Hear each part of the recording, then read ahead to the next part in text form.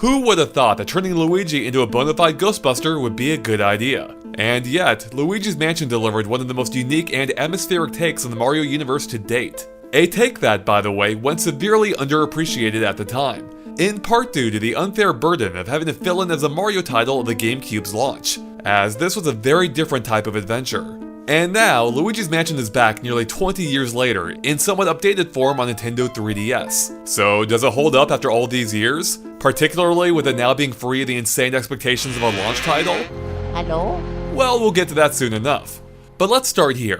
Luigi's Mansion 3DS is a remarkably faithful update, even with some of the tweaks that were necessary due to the new hardware. The core gameplay and basic design of the mansion are identical. You'll find the same ghosts in the same rooms, and you'll fight to capture them almost exactly as you did before. And it all still feels incredibly fresh even today. The mere act of vacuuming up everything in sight is inherently enjoyable, and it's fun to see how various objects react to Luigi sucking or blowing.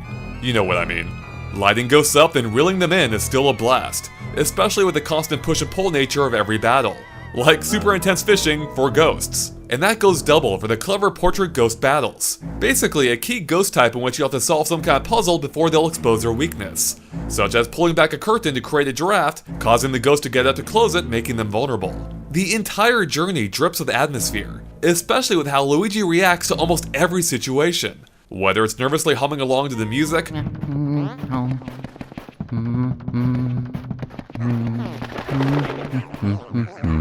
or freaking out whenever a ghost appears behind him. The game's never scary per se, yet it still feels unnerving. There's a palpable sense of tension whenever you enter a new room and await spooky specters. There's also something to be said for the focus on a single location, being the mansion, which is both small in scale yet big in adventure. You'll become very acquainted with it as you wind up and down its murky halls in search of all those dastardly ghosts hiding among the dozens of rooms. And this is one area that the 3DS version actually improves on, because thanks to the dual screen setup, the map is always present on the bottom screen and updates in real time, making it a snap to find your way around and figure out which keys go where, a process that was slightly more burdensome on the GameCube. Speaking of the GameCube, as a launch title, the original game was designed to be a bit of a graphical showcase in order to truly show what the system could do, with impressive lighting and particle effects all over the place. So how's it hold up on 3DS? Well, pretty great in some respects, while falling a bit short in others. Luigi's new model is one of the highlights, as it looks much closer to his more modern appearances. And in a neat twist of fate, the Nintendo 3DS is kind of a perfect platform for the game, as it finally lets Luigi's Mansion fulfill one of the abandoned concepts for the original game. That's right, full stereoscopic 3D, which proved to be unfeasible on the GameCube due to cost reasons. And as it turns out, Luigi's diorama-like rooms really are a perfect fit for the 3D screen, lending the mansion a sort of dollhouse-like feel as it goes room to room. The added depth also has a benefit of helping to pinpoint enemies in a 3D space, which is especially important when you're being attacked on all sides. But rest assured, the game's still perfectly playable in 2D as well. The only slight downside is that there were a few instances in which the 3D effect let me see more of the world than what was intended, such as beyond a wall that I could see my flashlight through, or how some objects or even entire hallways would disappear before they were fully off screen. But thankfully it's an issue that doesn't crop up too much, and even then, generally only if you have the 3D cranked to the max. And that mansion, has also received a fresh coat of paint, featuring more vibrant colors with a greater contrast, and a ton of revamped textures. The smeary grass from the GameCube version now sports visible plants. And the too pristine tilework on the deck now shows actual signs of damage from old age.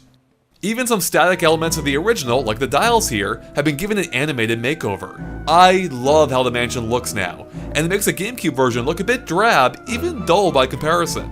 On the other hand, the mansion might be a little bit too well maintained this time. There used to be dust everywhere, with Luigi kicking up a cloud wherever he went. But that's been significantly reduced in the 3DS version, often to the point where you can't see it at all. And that has the effect of making the poltergust feel a little less impactful, as it's much rarer to see dust clouds swirling in the air as they're being sucked up. You'll also no longer find floating dust particles illuminated by Luigi's flashlight, which is one of the cooler touches in the original game. The mansion just doesn't feel quite as old and untouched as it used to. The dynamic lighting effects have also been noticeably toned down, as Luigi's flashlight no longer seems to cast shadows when shone on the nearby objects. It's an unfortunate downgrade, especially given it was one of the more impressive elements of the GameCube game. But thankfully, lightning is still as striking as ever. In terms of performance, the game still seems to top out at 30 frames per second regardless of which model 3DS you play on. However, while that's a stable 30 on the new 3DS, performance on the original model isn't quite as solid. You will notice some occasional dips, such as during cutscenes or boss fights or when there's too much going on in general. Thankfully, it never gets too bad, and I certainly never found it to be a hindrance. Now, one thing that has changed are the controls. Though again, by how much is dependent on which model of 3DS you're using. If you're playing on an original 3DS without a Circle Pad Pro accessory, you'll be stuck with just a single control stick, which means that the Circle Pad has to take on double duty by handling both walking and strafing, requiring you to toggle between the two with a B button. It's certainly not as elegant as the GameCube controller, but it does work surprisingly well, and I had little trouble adapting. Now, things can get a little tricky when you need to adjust your aim up or down, as that requires either tilting the system up or down, or using the control pad, which means taking your thumb off the circle pad. There are times where it can be a bit clumsy, especially during this godforsaken boss fight. But fortunately, a quick press of the B button will return your poltergust to a neutral position, which is usually good enough for most situations. Now, if you're using a new 3DS, or again a Circle Pad Pro accessory, then the controls are nearly identical to the GameCube, as it retains full support for both analog sticks, allowing you to move and aim independently. Unfortunately, I kind of hate how aiming felt with the new 3DS's tiny nub, and I found it to be pretty imprecise, especially in comparison to how it felt with a GameCube controller. And it's for that very reason I often found myself defaulting back to the single circle pad setup of the original 3DS, which works just fine on any 3DS system. Regardless of which 3DS model you use, the lack of analog shoulder buttons means you can no longer moderate the strength of your vacuum, and now it just sucks or blows at full power constantly. It's not really a big loss as it was never really that important in the original game, but it was fun to play around in the different settings. As a result of this also means that in order to shoot a concentrated version of an element, like a fireball, you'll have to press the A button while expelling it. Again, it's not quite as elegant as it was on the GameCube, but it's more than serviceable. Finally, the game does offer an alternate control method in which you use a strobe bulb from Luigi's Mansion 2 in order to flash a ghost to stun them, instead of just shining your light on them. It works fine, it does give you a bigger range at the expense of time, but I still prefer the feel of the default control scheme, especially since that's the one that the game was designed around originally. Beyond the controls, there have been a couple of slight gameplay tweaks that I feel a bit mixed on. On the upside, money no longer disappears while Luigi's celebrating collecting a gem, which fixes one of the more annoying issues in the original game where you could find yourself shortchanged if you grabbed a gem too soon. But on the flip side, coins that you drop after being hit now stick around for twice as long. Which sounds great on the surface, and heck, it even might be for new players. But as one who's more experienced, I found it to be detrimental to the game's challenge. In the original version, getting hit not only caused damage, but created a tense risk versus reward moment where you had to decide whether it was worth trying to recollect or drop cash before it disappeared, at the expense of leaving yourself vulnerable to the nearby ghosts. It required you to multitask and make decisions on the fly, thereby increasing the tension, challenge, and sense of accomplishment. But on the 3DS, this is rarely ever a consideration since drop cash sticks around for so long that you can often just casually pick it back up while still battling the ghosts. That is, if you don't manage to finish them off completely within that time limit. Here's another example that illustrates a problem. When you took damage after opening a fake door in the GameCube, the coins that Luigi dropped would disappear before you even had a chance to pick them back up. But on the 3DS, Luigi can just casually pick them back up with plenty of time to spare. There's almost no consequence for your mistake.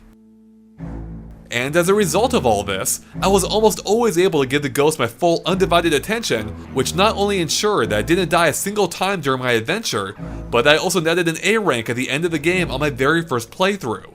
I mean it, I lost no more than 2 dropped coins during the entire adventure. It's a little wild how such a small change can domino into much bigger ramifications. With that said, it by no means ruined the experience, but it did change it, at least to a Luigi's Mansion nerd like myself. But even as such, I still had a great time playing through the adventure, although there were moments where I found myself longing for the challenge and tension of the original game.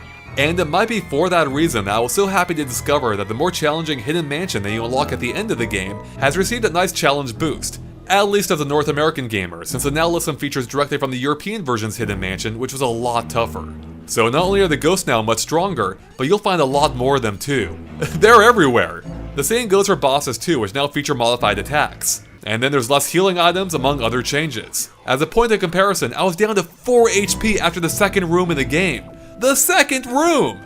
Keep in mind, I didn't die once before, and now I was down to 4 health in the second room! Yeah, the hidden mansion is where to go if you want a true challenge. It's just unfortunate you have to go through the entire game once to get to it. Finally, there are a few other new features exclusive to the 3DS version of the game, such as the redesigned gallery, which now lets you tackle any of the bosses or portrait ghosts anytime you want, including with a second player if you want via download play in the game's brand new Cooperative Mode. In fact, the entire game is now playable with a second player, but you will need a second cartridge if you want to partake in anything beyond training or the gallery. And as such, I unfortunately wasn't able to test it out myself. There's also a new achievement system in place that unlocks progressively nicer statues the more that you earn. But for better or worse, I didn't find any of the achievements to be particularly novel or challenging, and was able to snag most of them naturally through the course of the adventure without even really having to check the list. So this all brings us back to the question I asked at the start of the review. Does Luigi's Mansion still hold up? And to that I say, absolutely. I truly had a great time exploring the mansion, solving its puzzles, uncovering its secrets, and of course sucking up all of its spirited residents. Sure, the controls are a little clunky compared to the original at times, but they still mostly work just fine, and there were even a few instances where I preferred them. But is it better than the original game on the whole? Well, while I do love the revamped look of the mansion and the gallery, and the addition to 3D is nice, the overall feel of the game is just slightly off, at least to a Luigi's Mansion dork like myself. As inconsequential as they were, I do somewhat miss the analog features of the GameCube controller. And heck, even the general feel of the controller itself, it was sublime. Oh, I'll never forget you, GameCube controller. The missing lighting and particle effects also detract a bit from the original's vibe. And then there's a lacking difficulty, which for a first playthrough at least, was a slight bummer. All that being said, this is still an otherwise fantastic conversion that, again, is even better in some ways, and I liked it a lot. If this is your first time playing, or you're just looking to revisit the game in a slightly new light, you really can't go wrong with a 3DS version of Luigi's Mansion, especially once you unlock the Hidden Mansion. And with that, thanks for watching, and make sure to subscribe to GameXplain for more on Luigi's Mansion 3DS and all things Nintendo too.